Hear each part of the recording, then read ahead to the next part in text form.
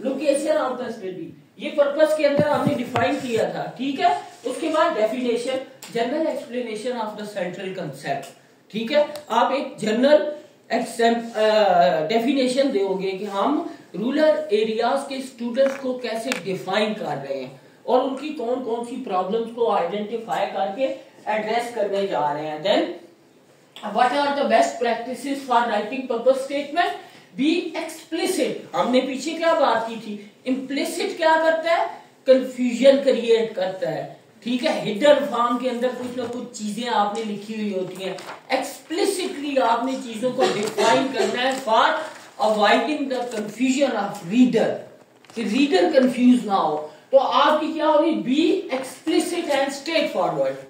आप straightforward एक चीज जो है वो डिफाइन करोगे कि हम ये करने जा रहे हैं।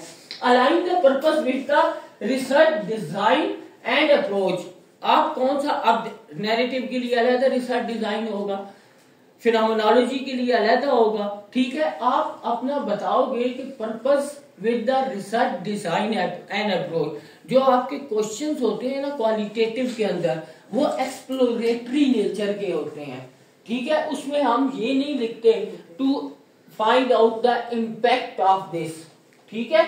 इसके अंदर जरा एक्सप्लेनेटरी नेचर के होते हैं, एक्सप्लेन कर रहे होते हो, एक्सप्लोर कर रहे होते हो, ठीक है। तो ये नेचर चेंज हो जाती है क्वेश्चंस की, ऑब्जेक्टिव्स की, आपकी पर्पस की, ठीक है। Align the purpose with the research design and approach, और उसी की बेसिस के ऊपर आप क्या करते हो, अपना रिसर्च डिजाइन बता रहे होते हो। Then ensure coherence with research question, data collection and analysis. हमने सबसे पहले यही डिफाइन करते हुए जब इस लेक्चर को स्टार्ट किया था तो कहा था कि आपकी पूरी की पूरी रिसर्च एक फ्लो के अंदर होनी चाहिए।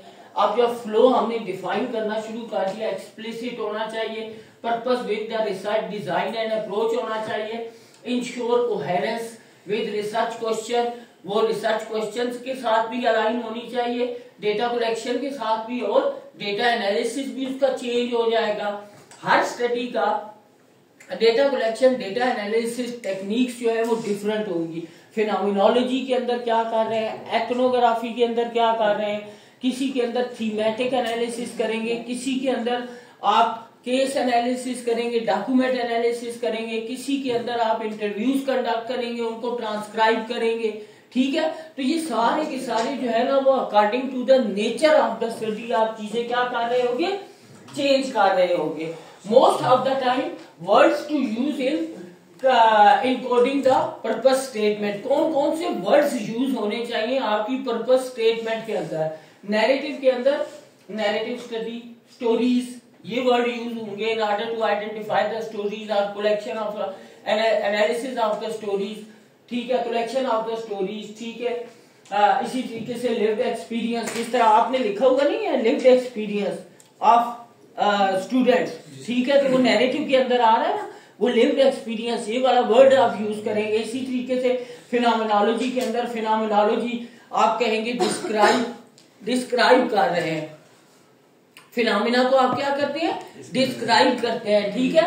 एक्सपीरियंस, एक्सपीरियंसेस, मीनिंग, एसेंस, इस तरह के वर्ड यूज करेंगे। ये स्लाइड्स ना कोई एक ये यहाँ पे अपलोड होती है जी सर, गूगल पे हो जाती है, मैं अपलोड भी कर दूंगा। वैसे अगर किसी के पास यूएसबी है ना तो ये सारी स्लाइड मुझे ले लेना, ठीक है। ग्रुप में व्हाट्सएप कर देंगे, मैं व्हाट्सएप कर देना, हाँ मैं किसी को करना व्हाट्सएप कर देता हूँ, या पिक्चर ले रहे होते हो ना तो ये कोई वो तो नहीं है कि सीक्रेट तो नहीं है, यस सर, रखो अपने पास, ठीक है। ग्राउंडेड थ्योरी, ग्राउंडेड थ्योरी, ठीक है। जनरेट, उसके अंदर क्या वर्ड यूज होंगे, जनरेट, डेवलप, प्रपोजिशंस, प्रपोजिशंस जो हाइपोथेसिस होते हैं ना आपके क्वांटिटेटिव के अंदर, क्वालिटेटिव के अंदर वो प्रपोजिशंस होती हैं, उनको वर्ड यूज किया जाता है प्रपोजिशंस, ठीक है। प्रोसेस, ठीक है, और सब्सटेंटिव और सब्सटेंटिव थ्योरी, ठीक है। तो आप ग्राउंडेड थ्योरी के अंदर से एक नई थ्योरी इमर्ज करवाने जा रहे हो ना, तो आप सब्सटेंटिव थ्योरी यूज करोगे। एथनोग्राफी के अंदर ethnography, culture sharing group, culture behaviour and language, ठीक है। Then culture portrait, cultural themes, ये वाले जो हैं ये वर्ड्स यूज करोगे पर्पस को डिफाइन करते हुए। The current study is trying to conduct within the to identify cultural themes, to explore cultural themes, ये इस तरह के वर्ड्स यूज करोगे। देन केस स्टडी के अंदर case study, bounded, single or, collective cases, event, process, program, individual, ये सारे के सारे इनको आप क्या करोगे केस बेस के ऊपर लोगे। एक इंडिविजुअल को भी आप एज ए केस लोगे, ठीक है, कि ये इस इंडिविजुअल ने ये काम किया था, उसकी वजह से वो इतना सक्सेसफुल हुआ है या अनसक्सेसफुल हुआ है। तो ये चीज क्या है, ये केसेस एनालिसिस है, ठीक है, उस इंडिविजुअल को आपने एनालाइज किया है, ठीक है। देन आप क्या करते हो नैरेटिव के अंदर, नैरेटिव की एग्जांपल क्या है, अब हम एग्जांपलीफाई करते हैं कि पर्पस स्टेटमेंट के अंदर क्या चीजें जो है वो आपकी चल रही होती है और किस तरीके से आप नरेट कर रहे होते हो। तो मैं क्लास में हूँ, मैं 9 बजे फ्री होगा, फोन करता हूँ। नैरेटिव के अंदर हम कह रहे हैं the author describe and analyze the process of eliciting the life history of a man with mental retardation. तो आप इसके अंदर क्या करने जा रहे हो, ये आपकी क्या है नैरेटिव स्टडी है। आप किस तरह लिखोगे, the author describe and analyze the process of students जो कि एक पर्टिकुलर एरिया से आए हैं, ठीक है, उनको आप क्या करने जा रहे हो, स्टडी करने जा रहे हो। इसी तरीके से जब हम नेक्स्ट के अंदर जाते हैं तो फिनोमेनोलॉजी के अंदर आप कैसे लिखोगे, the present study was designed to explore the belief, attitudes and need that current and expectant adolescent fathers and young men who are fathers of children born to adolescent mother have regarding their role as a father, ठीक है। ये अब उन्होंने क्या किया, एक phenomena को assess करने की कोशिश की है चिल्ड्रंस की, ठीक है। इसी तरीके से हमारे पास आ जाती है grounded theory. The purpose of this study was to understand the process a person experiences in creating a leadership identity, leadership identity उसको फाइंड आउट करने के लिए लीडरशिप आइडेंटिटी क्या है, आइडेंटिटी एक पूरी की पूरी थ्योरी है, इमर्ज हुई है सोशल आइडेंटिटी थ्योरी से, ठीक है। सोशल आइडेंटिटी थ्योरी उसके अंदर relational identification, personal identification, organization identification, इसी तरीके से लीडर आइडेंटिफिकेशन, लीडर आइडेंटिटी, उस चीज को फाइंड आउट करना है। इट्स मीन हम कहते हैं ना ग्राउंडेड थ्योरी के अंदर आप थ्योरी के अंदर से डिग आउट करके कोई नई चीज, नया फिनोमिना, नई थ्योरी मर्ज करवाते हो। तो उसने कहा कि leader creating a leader identity, the purpose of this study was to understand the process of person experience in creating a leadership identity. उसने अपने आप को कैसे ट्रांसफॉर्म किया है विद इन लीडर रोल, ठीक है। तो इस चीज को आप असेस कर रहे होते हो।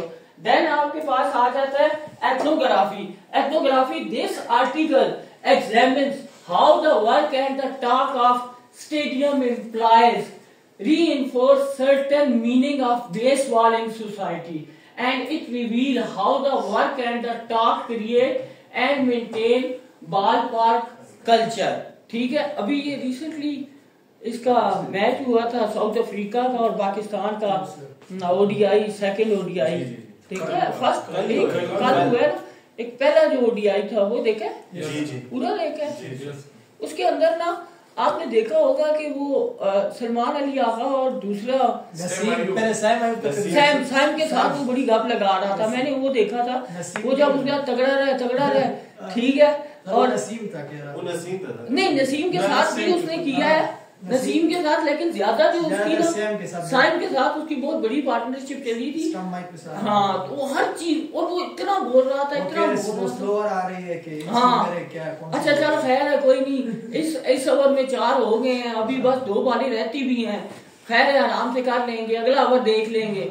ये सारी की सारी चीजें क्या है, ये बेसिकली कि आप वो सलमान अली आगा कितना इनकरेज कर रहा था उसे कंटिन्यूसली, मतलब ना इधर से देख, अगर एक बनता है तो एक ही बना, 2 ना बना। ये नसीम शाह के साथ भी वो बहुत ज्यादा लग रहा है, हालांकि अगर देखा जाए तो नसीम शाह सीनियर है उससे, सलमान अली आगा तो बाद में आया है, नसीम शाह तो काफी अरसे से, तो लेकिन वो उसको कैसे गाइड कर रहा था।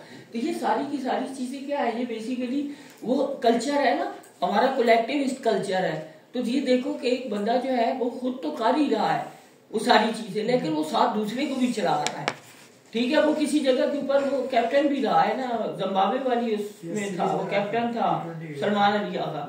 तो वो सलमान अली आगा क्या कर रहा है, वो एक रोल उस तरह का ना लीडरशिप वाले रोल के अंदर आ रहा है कि उसको प्रॉपरली गाइड कर रहा था। अब ये चीजें देखो एज ए रिसर्चर, मतलब मुझे ये बताते हुए तो मेरे माइंड में नहीं था, मैंने ये पढ़ा है तो मेरे माइंड में सीधा वो क्लिक किया है। एज ए रिसर्चर आपने क्या करना है, ये जो नॉर्मल इवेंट्स होते हैं ना, जिनको डिफरेंट लोग डिफरेंट तरीके से परसीव करेंगे, एक ही फिनोमेना है, ठीक है। कुछ लोग कहेंगे कि यार ये क्या चुप करके खेल ही नहीं रहा, अजीब बातें कर रहा है। कुछ लोग कह रहे हैं कि नसीम बॉलर है, वो बैट्समैन को बता रहा है कि किस तरह खेलना है। हाँ, बहुत लोग इस तरह कह रहे हैं। अब देखे ना, हर बंदे ने उसको रिसर्चर, एज ए रिसर्चर हम क्यों कहते हैं, अपने थॉट्स को, अपने बिलीफ को आइसोलेशन के अंदर रखना है, आपने उनको उसके अंदर नहीं, स्टडी के अंदर नहीं लेके आना। इसीलिए बार बार हम डिटैचमेंट का वर्ड यूज करते हैं कि आपने आपको डिटैच करना है फिनोमेना के साथ, आपने फिनोमेना के साथ नहीं चले जाना। तो ये जितनी भी चीजें हमने बताई है ना, ये बेसिकली आपकी स्टडी के अंदर आ रही होती हैं। ये आप फिर एथनोग्राफी के अंदर वो क्या कर रहा है, work at the top of stadium employees reinforce certain meaning of baseball in society. वो पूरी की पूरी बेसबॉल, अब अगर यहाँ पे इंडिया आ जाती है तो बेसिकली इंडिया अगर पाकिस्तान के अंदर चैंपियन ट्रॉफी खेलने आती है तो उसकी वजह से मैसेज क्या जाएगा दुनिया को, ठीक है। और आईसीसी को भी ये चीज पता है कि ये दोनों का जो मैच होता है पूरी दुनिया देखती है, तो उससे पता लगता है ना कि वो कितने, इनका बहुत सारे नैरेटिव्स उसके अंदर से जो है वो इमर्ज हो रहे होते हैं। तो इन चीजों को ना बेसिकली वो जो उनकी टॉकिंग हो रही होती है, इसी तरीके से ओवरऑल सोसाइटी का पता लगना होता है कि सोसाइटी किस तरफ जा रही है, ठीक है। देन केस स्टडी के अंदर the purpose of this study was to, आपने आइडेंटिफाई किया जितनी भी हमने स्टेजेस टाइप्स डिस्कस की हैं उनकी एग्जांपल्स, हर एक के अंदर the purpose of this article, the purpose of this study, ठीक है, इस तरह करके स्टार्ट हो रही है, ठीक है।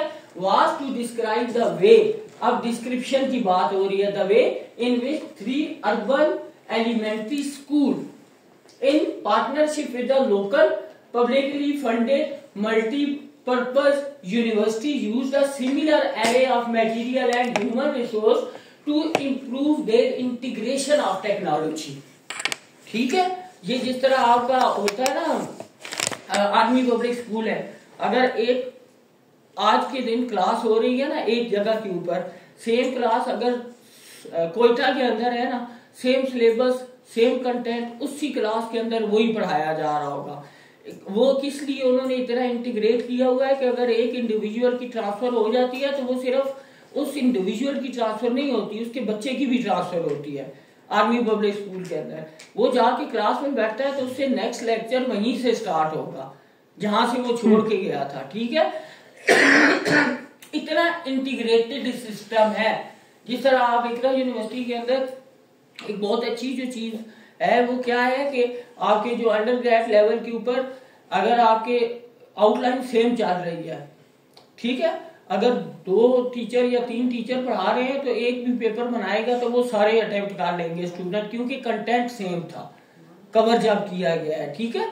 तो ये चीजें जो है ना, ये क्या है, इंटीग्रेशन है। इसकी वजह से क्या इम्पैक्ट आ रहे होते हैं, ये पूरी की पूरी स्टडी जो केस स्टडी है, मैंने इकरा की बात की, आप इकरा की इस केस को अपनी क्वालिटेटिव स्टडी के अंदर स्टडी कर सकते हो कि इसके क्या बेनिफिट्स होते हैं, ठीक है। Then urban elementary school in partner, तो ये एक एग्जांपल हमारी होगी केस स्टडी की, ठीक है। तो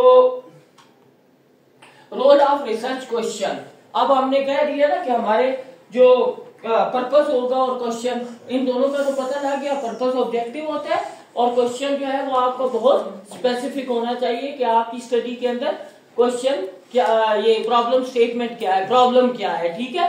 उसी की बेसिस के ऊपर हमने कहा पर्पस और प्रॉब्लम की वजह से आपके क्वेश्चन अराइज होते हैं। अब हमारे पास थर्ड, इसका मतलब है क्या आ गया, क्वेश्चन आ गए, तो हम जितनी भी चीजें, मैं जब भी लेक्चर ये बना रहा होता हूँ ना, तो माइंड में होता है कि एक फ्लो के अंदर हो, ताकि आप लोगों को अंडरस्टैंडिंग बिल्ड हो कि हम लोगों ने जो चीज स्टार्ट की थी वो उसी तरीके से चल रही है, स्टेप बाय स्टेप। ऐसा नहीं है कि कुछ चीजें डिस्कस की फिर कुछ और, वो पहले ही कंफ्यूजिंग थी, ये ऊपर से और ज्यादा कंफ्यूज कि पता नहीं हम पढ़ के आ रहे हैं। तो आज हमने इसीलिए आते ही देखे ये यहाँ पे जो एक पहले फर्स्ट 10 मिनट्स के अंदर लिखी थी ना, वही चीज अभी तक चल रही है और उसी फ्लो के अंदर है कि हमने पहले स्टेटमेंट को बताया, उसकी कुछ एग्जांपल्स देखी है, उसकी एक टेम्पलेट देखी है, उसके बाद हमने पर्पस को बताया, पर्पस की एग्जांपल्स देखी है। अब हम रिसर्च क्वेश्चन पे आ गए हैं और हमने स्टार्ट के अंदर ही कह दिया था कि आपकी पर्पस और प्रॉब्लम स्टेटमेंट की बेसिस के ऊपर आपके क्या बनते हैं,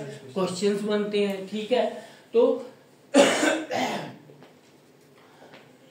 पर्पस क्या है जी? Narrow the broad intent of the purpose statement, define specific question to be address in the study, वही उसी से क्वेश्चन निकलेंगे।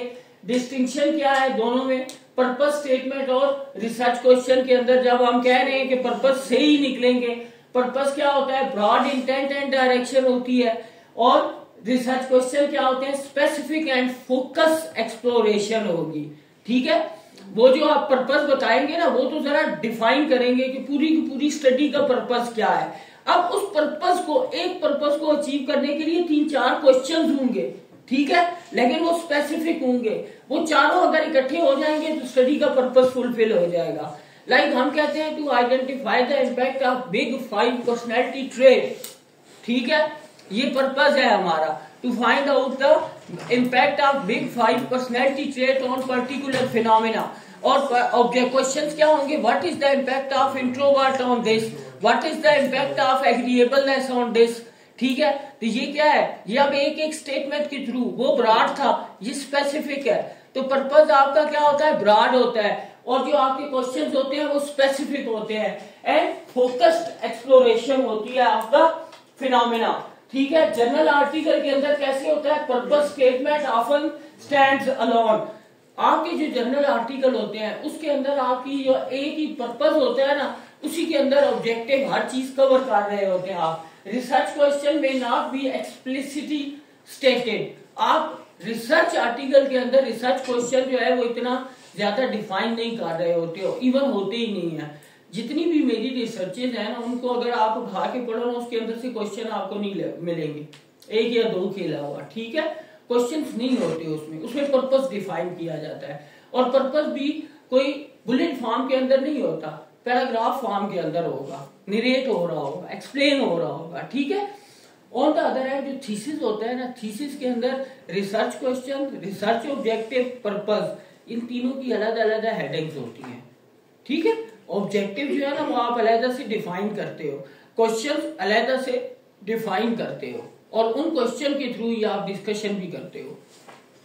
Research question are distinct and clearly articulated in the thesis or dissertation.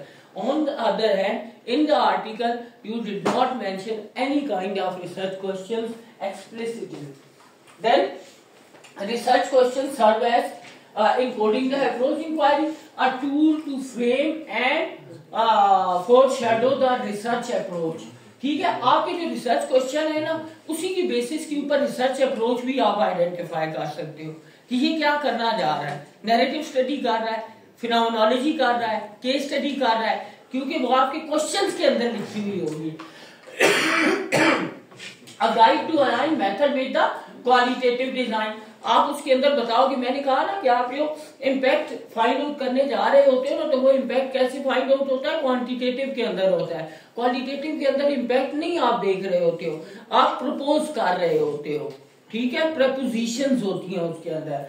Then importance क्या है, ensure clarity and alignment through out the study, क्योंकि हमने focus ज्यादा करना है कि थ्रू आउट द स्टडी वो जो एक सीक्वेंस है वो मेंटेन हो रहा है या नहीं हो रहा। Then best practices for research question derive directly from the purpose statement, जो आपके रिसर्च क्वेश्चन होते हैं वो डायरेक्टली पर्पस के अंदर से आ रहे होते हैं, जो आपकी पर्पस स्टेटमेंट होती है ना उसी से आ रहे होते हैं। और ensure focus on the central phenomena and participants, ये सेंट्रल फिनोमेना और पार्टिसिपेंट्स की बात कर रहा होता है। And reflect the qualitative approach, for example narrative है या एथनोग्राफी है, then maintain coherence with the data collection and analysis method. मैंने कहा ना कि स्टार्ट के अंदर जब आप स्टार्ट करते हैं अपनी स्टडी तो उसके अंदर पर्पस होगा, क्वेश्चन होंगे, ऑब्जेक्टिव है, ये प्रॉब्लम स्टेटमेंट, हर चीज फ्लो के अंदर होगी और हर चीज ये डिफाइन कर रही होगी कि आपकी अप्रोच क्या होगी, एनालिसिस कैसे आप कंडक्ट करेंगे और बाकी चीजें क्या होंगी, वो सारी की सारी चीजें आपकी स्टडी की बेसिस के ऊपर आइडेंटिफाई हो रही होती हैं। तो आप इन चीजों को देखते हो। देन की टेक अवे क्या है। अब जितनी हमने बातें की हैं इनकी अगर की टेक अवे की बात करें हम,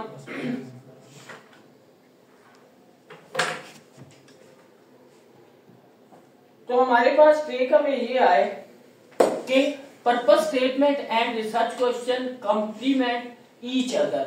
the purpose statement set the foundation for setting your research questions and your research objectives. Then research question refine the focus for deeper exploration. वो उसको थोड़ा आपका जो पर्पस है उसको क्लियरली डिफाइन कर रहा होता है। ठीक है, तो ये हमारा टेक अवे है अभी तक की सारी डिस्कशन का। इट्स मीन कि आपका पर्पस और आपके जो क्वेश्चंस हैं वो बहुत अच्छे से डिफाइन होने चाहिए आपकी रिसर्च के अंदर, ताकि वो चीजें जो है वो ज्यादा अच्छे से डिफाइन हो सके। तो क्वालिटेटिव स्टडी के अंदर रिसर्च क्वेश्चन कैसे होते हैं, कैरेक्टरिस्टिक्स क्या होंगे, ओपन एंडेड होंगे। जो आपकी क्वांटिटेटिव होती है उसके अंदर क्लोज एंडेड होते हैं। What is the impact of big 5 personality trait on empowering leadership, ये एक स्पेसिफिक स्टेटमेंट है, क्लोज एंडेड है। ठीक है, लेकिन जो क्वालिटेटिव होती है ना उसके अंदर आपके क्या होते हैं, ओपन एंडेड होते हैं, इवॉल्विंग होते हैं, नॉन डायरेक्शनल होते हैं। आप ये नहीं बता सकते पॉजिटिव इम्पैक्ट है या नेगेटिव इम्पैक्ट है, डायरेक्शन सेट नहीं करते हैं, ओपन एंडेड है। ठीक है, कुछ भी आ सकता है क्योंकि इस फिनोमिना को लिटरेचर की बेसिस के ऊपर आपने आइडेंटिफाई नहीं किया। ये आपके सामने अभी तक फिनोमिना अनएक्सप्लोर्ड है। जब अनएक्सप्लोर्ड होता है फिनोमिना तो ओपन एंडेड रखा जाता है, इवॉल्व होता रहता है टाइम टू टाइम। जब रिसर्च करते जाते हो चेंज होती रहती हैं चीजें, दैट नई चीजें ऐड होती जाती हैं, नॉन डायरेक्शनल होते हैं। आप डायरेक्शन सेट नहीं कर सकते, प्रपोज कर सकते हैं, प्रपोजिशंस होंगी, लेकिन आपको ये पता नहीं है कि ये स्टडी कहाँ पे जाके कंक्लूड होगी। ये तो आपको इंटरव्यू, डेटा कलेक्शन, इन सारी चीजों के बाद पता लगेगा। पहले से आप कभी भी चीजें डिफाइन नहीं कर सकते क्वालिटेटिव के अंदर। और फिर क्या होगा, begin with word like what are how, not why. ठीक है, व्हाट एंड हाउ, ये फिनोमेना जो है वो कैसे, ये how rural area student behave in the urban universities. ठीक है, तो वो इस तरीके से डिफाइन किए जाएंगे आपके जो क्वेश्चंस है। Restate the purpose of the study in specific term, quantity. ठीक है, typically 5 to 7 questions.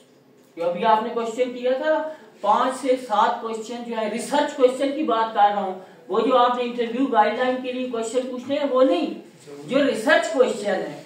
Research question आपके 5 से 7 होंगे, starting from broad grand to specific. Broad से स्टार्ट करेंगे, आहिस्ता आहिस्ता स्पेसिफिक होते जाएंगे। जो आपके छोटे कंपोनेंट होंगे ना, सब क्वेश्चंस होंगे उनके अंदर। और ये हम रिसर्च क्वेश्चन की बात कर रहे हैं, दोबारा मैं बता रहा हूँ, इंटरव्यू वाले क्वेश्चन नहीं है, ये आपकी स्टडी के क्वेश्चन है। मतलब इससे ज्यादा अगर हो जाए तो कोई इश्यू नहीं है, लेकिन वो आपके लिए कवर अप करना मुश्किल हो जाएगा। मैंने कहा ना कि आप हमेशा चीजें वो रखो जो आप कर सको। जो क्वेश्चन आप लिखेंगे इंटरव्यू उसी क्वेश्चन के बारे में करेंगे। नहीं, क्वेश्चन और होंगे, वो इंटरव्यू के लिए क्वेश्चन और होंगे, ये दूसरे, ये अगर आपकी स्टडी के क्वेश्चन है, इसलिए मैं बार बार इसको बता रहा हूँ ताकि क्लैरिफाई है। जो हमने आर्टिकल लिखा है उसकी रिलेटेड क्वेश्चंस होंगे, उस स्टडी के थ्रू आप ये क्वेश्चन जितने भी है ना इनका आंसर लिखोगे। ठीक है, लेकिन वो आपका आंसर जो है वो क्या होगा, लिटरेचर भी होगा, उसमें सारी चीजें होंगी। इंटरव्यूज के क्वेश्चन कुछ और होंगे जो इन्हीं क्वेश्चन को, इसी पर्पस को फुलफिल करने के लिए आप क्वेश्चन पूछोगे। ठीक है, तो जिस तरह क्वेश्चन ये नहीं होता था क्वांटिटेटिव के अंदर, इसी तरीके से इंटरव्यू के अंदर जो क्वेश्चन वो इसलिए बनाए जाते हैं, उनको इंटरव्यू गाइडलाइंस कहा जाता है। वो इसलिए बनाए जाते हैं कि देखो मैं आता हूँ, मैं आपसे पूछता हूँ क्या हाल है आप लोगों के, आप कहोगे जी ठीक है, अच्छा कैसा जा रहा है आपका कोर्स? अब इसका मतलब क्या है कि मैं आपसे पूछ रहा हूँ कि क्वालिटेटिव का कोर्स कैसा जा रहा है। आप कहेंगे सर कोर्सेज तो सही जा रहे हैं, पता नहीं यूनिवर्सिटी की टाइमिंग की समझ नहीं आ रही। अच्छा यूनिवर्सिटी की टाइमिंग को क्या हुआ? अब आपने वो बताना शुरू किया और उसी के अंदर से निकलते निकलते आपने कहा सर पहली बात है आजकल गवर्नमेंट ने अजीब सा काम किया हो। अच्छा गवर्नमेंट ने क्या किया है? गवर्नमेंट ने ये कर दिया है। गवर्नमेंट ने क्यों किया है? वो सर पीछे से ऐसे वो करते करते करते करते आप पीछे जाते जाओगे। अब मैंने आपसे जो चीज पूछनी थी वो मैंने पूछना था इस एक स्टडी से रिलेटेड, इस कोर्स से रिलेटेड, और वो चला गया अमेरिका था, ठीक है। और हमने अमेरिका के प्रेसिडेंट जो सिलेक्ट हो रहे हैं उनके इलेक्शन पे बात करना शुरू कर दी। तो हमने क्या किया, आधे घंटे के बाद हम डेविएट हो गए। जो पर्पस था हमारी स्टडी का, जो मैं क्वेश्चन पूछ रहा था, जो मेरा क्वेश्चन था, जिस पर्पस से मैंने पूछा था वो पर्पस फुलफिल नहीं हुआ। इसलिए इस चीज को ओवरकम करने के लिए हम क्या करते हैं, इंटरव्यू गाइडलाइन बनाते हैं ताकि हमें पता हो कि हमने अगला क्वेश्चन डेविएट नहीं करना उससे। और स्टूडेंट लेवल के ऊपर ना, स्टूडेंट जब पहली दफा क्वेश्चन पूछने शुरू करेंगे तो वो डेविएट होना शुरू हो जाएंगे। उस डेविएशन से बचने के लिए इंटरव्यू गाइडलाइंस बनाई जाती हैं, ठीक है, ताकि हम डेविएट ना हो। तो वो और चीज है, ये जो मैं बात कर रहा हूँ ना 5 to 7 ये रिसर्च क्वेश्चंस है, ऑब्जेक्टिव एंड क्वेश्चन जो प्रॉब्लम स्टेटमेंट और पर्पस की बेसिस के ऊपर आपके सामने आ रहे होते हैं। एक होता है आपका सेंट्रल क्वेश्चन होता है और फिर सब क्वेश्चन होंगे, ठीक है। सेंट्रल क्वेश्चन क्या होगा, the broad set question addressing the research problem. हमने यही कहा ना, स्टार्ट यहाँ से हमने लिया था 6 o'clock हमने बात की थी कि पर्पस और उसकी बेसिस के ऊपर क्वेश्चन। तो वो क्या कह रहा है, central question on the basis of addressing research problem से डिराइव हुआ है क्वेश्चन। देन पर्पस क्या होगा, encode the inquiry intent and align with the qualitative approach. Importance क्या है, guide the study and ensure coherence with the purpose statement. ये basically आपकी study की टोन जो है उसको सेट कर रहा होता है, ठीक हो गया। जो रिमेनिंग है उसको हम नेक्स्ट लेक्चर के अंदर डिस्कस करेंगे। इसी सर ये डाल दें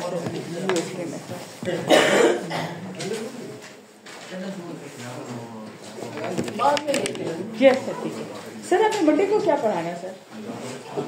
मंडे को एनालिसिस स्टार्ट हो गया सर सॉफ्टवेयर, हाँ सर सॉफ्टवेयर कराएंगे मंडे को सर? स्टार्ट हुआ है और सर कौन से वाला सर? एसपीएस स्टार्ट है सर। असल में वो बेटी ने पेशावर जाना था तो मैंने उसके साथ जाना था, मैं इसीलिए सोच रही थी जाऊँ क्लास अटेंड करूँ ना करूँ सर। नहीं वो स्टार्ट हो गया उनका बस। SPS sir? हाँ तो सर अभी मंडे को भी एसपीएस ही होगा तो सर छुट्टी कर लूँ? अब आगे सारे एसपीएस ही चलेगा सर। अब एसपीएस चलेगा क्योंकि सर वो पेशावर जाना है ना सर, उसका